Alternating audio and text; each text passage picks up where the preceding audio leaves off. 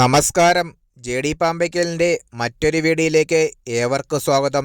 Football ലോകത്തെ ഏറ്റവും പുതിയ അപ്ഡേറ്റുകൾക്കായി ചാനൽ മറക്കാതെ സബ്സ്ക്രൈബ് ചെയ്യുക. യൂറോ കപ്പിൽ ജർമ്മനിയെ പുറത്താക്കി സ്പെയിൻ സെമി ഫൈനലിൽ പ്രവേശിച്ചു. 1-2 ഗോളുകൾക്കാണ് സ്പെയിൻ ജർമ്മനിയെ പരാജയപ്പെടുത്തിയത്.